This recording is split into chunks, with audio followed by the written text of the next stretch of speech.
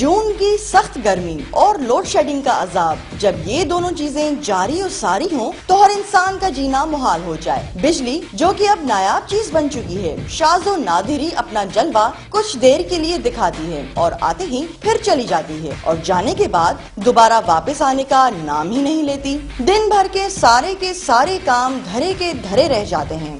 کوئی بھی ایسا گھر نہیں ہے کہ جو یہ نہ چاہے کہ بھئی ہم یہاں پر بل نہیں دیں گے یا کچھ نہیں کریں گے۔ اب میرے آتے ہیں 50 یونٹ، بل اٹھا کے دیکھو تو 500 یونٹ کا بل آ رہا ہے۔ بہت لوڈ شیڈنگ ہے، گھر والے سب پریشان۔ 3 گھنٹے، مقصد پہلے 2 گھنٹے پھر 1.5 گھنٹہ، ایسے بڑھاتے اب 4 گھنٹے تک آ گئی ہے کہ 2 گھنٹے کا بولتے ہیں کہ پھر 5 منٹ کے بعد دوبارہ چلی جاتی ہے۔ جہاں کہیں گلیوں میں دیکھیں گے وہاں کنڈیاں لگی ہوئی ہیں اور والٹیج ڈراپ ہو رہے ہیں۔ 4 بجے سے لائٹ گئی ہے، رات کو 10:30 بجے دیے۔ ہم گئے واپڈا آفس پر، وہاں گئے، وہاں کوئی نہیں ہے۔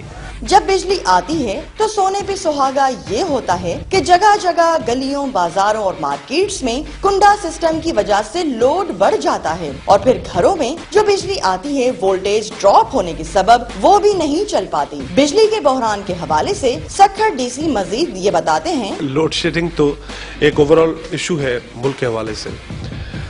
سکھر میں ریسنٹلی لوڈ شیڈنگ بہت حد تک بڑھ گئی ہے، اور ان اناؤنس جب بھی موڈ ہوتا ہے لائٹ چلی جاتی ہے۔ اس کے بعد یہ ہوتا ہے کہ آپ کی وہ انرجیز جو کہ آپ کسی اور چیز میں لگائیں، آپ کے وہ فنڈز جو ہے نا آپ کے جنریٹرز میں، آپ کی دوسری چیزوں میں لگ جاتے ہیں۔ غریب لوگوں کو لائٹ ملتی نہیں ہے، اور اسپیشلی ایشوز ہوتے ہیں جب آپ ہاسپٹلس کے اندر جائیں، یا وہ لوگ جو اسی قسم کی سچویشن میں پھنسے ہوئے ہوں، ان کے لیے لائٹ بڑا پرابلمٹک سچویشن کریٹ کرتی ہے۔ بجلی کا بحران، لوڈ شیڈنگ اور اوپر سے کنڈا سسٹم، ان تمام چیزوں نے لوگوں کا جینا محال کر دیا ہے۔ نئی حکومت سے لوگ یہ امید رکھتے ہیں کہ ملک میں درپیش کوئی اور بحران ختم ہو نہ ہو، لیکن بجلی کا بحران ضرور ختم ہوگا۔ کیمرامین رزاق سولنگی کے ساتھ نومیتا گل، ARY نیوز، سکھر۔